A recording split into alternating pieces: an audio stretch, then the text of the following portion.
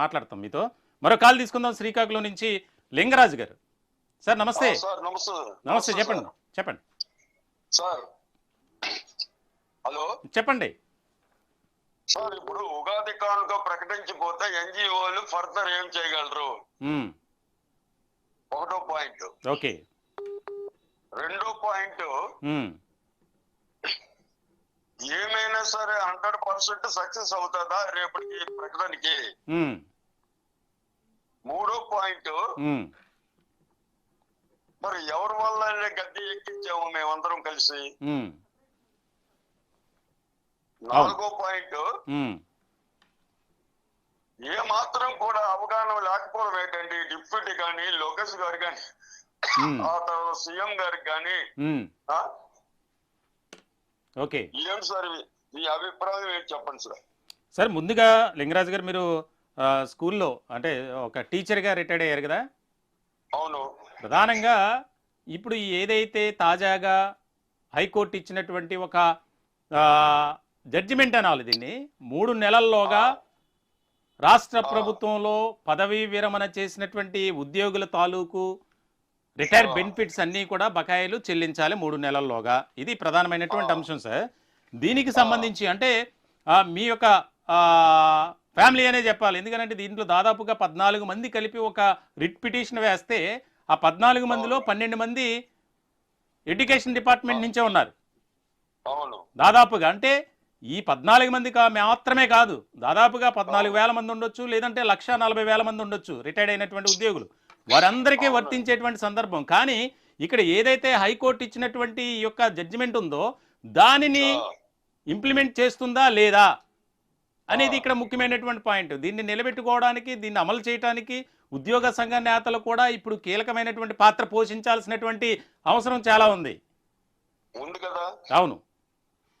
మరి విద్యాసాగర్ గారు, బొప్పరాజు గారు ఏం చేస్తున్నారు? వాళ్ళు రేపటి వరకు ఏం చేస్తారు? ఇప్పుడు రేపు కానీ ఉగాది కానుక, రంజాన్ కానుక ప్రకటన చేయరనుకోండి, అవును, ఏం చేయగలరండి? అదే కదండి ఇప్పుడు వచ్చింది. ఉద్యోగ సంఘ నేతలు ఎవరైతే ఉన్నారో వారు సరైనటువంటి విధానంతో ఆలోచన చేయకపోవటం వల్లే ఈ సమస్య. ఇలాగా సెటిల్మెంట్ అవదండి సార్. అవును, ఇది ఇలా సెటిల్మెంట్ అవదు. అప్పుడు చూసారా జగన్ టైంలోని ఎలాగా విజయవాడ అంత కదిలింది, ఆ విధంగా జరగక అవదండి. అవును, ఏంటి జరగదు. అది లొరకాయ లోపలి మాటలు, లఫరా మాటలు ఇలా పరికరాలు. ఎందుకంటే వాళ్ళు మొండికెట్టేశారు వాళ్ళు ముగ్గురు. అవును, వీళ్ళు ఏటి చేయగలరు, మాకేటి చేస్తారు అనేసి. అంతేలే సార్. ఇప్పుడు ఒకటి మన ప్రయత్నం మనం చేస్తున్నాం, మీరు ఎంతో ఆలోచన న్యాయం చేయండి అంటున్నారు. కానీ ఖచ్చితంగా కూటమి ప్రభుత్వం స్పందించాలి. గత ప్రభుత్వం ఇదే రకమైనటువంటి విధానంతో ఆలోచన చేయటం వల్లే, అంటే 2 కళ్ళు, ఒక వెల్ఫేర్ స్కీమ్స్ అన్నారు, డెవలప్మెంట్ యాక్టివిటీస్ అన్నారు. కానీ ఆ కార్యక్రమాలు కానీ, డెవలప్మెంట్ యాక్టివిటీస్ కానీ, వెల్ఫేర్ స్కీమ్స్ సరైనటువంటి రీతిలో అమలు జరుగుతున్నాయంటే దానికి 2 కళ్ళు లాంటి వారు ఉద్యోగులు. మరి అటువంటి వారిని పక్కన పెట్టారు సార్. చెప్పండి. మేము డబ్బులు ఇచ్చి అండి మాకు అనేసి మేమేటి అడగలేదండి. బాకీ అది చేర్చండి. అవును, అది ఊయి లేదు, కై లేదు ఎంతవరకు. అవును, మేము మీకు అప్పడిగేమా? అవును, ప్రతి నువ్వు అప్పుకెళ్ళిపోతావు రిజర్వ్ బ్యాంక్. మరి మా డబ్బులు మాకు ఇవ్వడానికి ఏంటండి? అవును. సరే, మీరు ఎప్పుడు రిటైర్ అయ్యారు సార్? మీరు ఎంతకాలం అయింది? మీకు ఎంత రావాలి బెనిఫిట్స్ రూపంలో? 2018 రిటైర్మెంట్ అండి. మొన్న పండుగ ముందు 14వ తేదీన 40,000 అంత ఏరియర్స్ వచ్చిందండి. ఓకే. అక్కడ నుండి పడుకుండిపోయిందండి. ఇంతవరకు దాని మీద దర్యాప్తు లేదు. అవును, ఇంతవరకు నాతో రిటైర్మెంట్ అయిన కూడా దర్యాప్తు లేదు. ఒక కాలం కూడా గడిచిపోయింది. అవును, నాకేంటి అర్థం కాదు కదా అసలు. సరే, మంచి జరుగుతుంది కదండి. గ్యాస్ దొరకటం లేదు.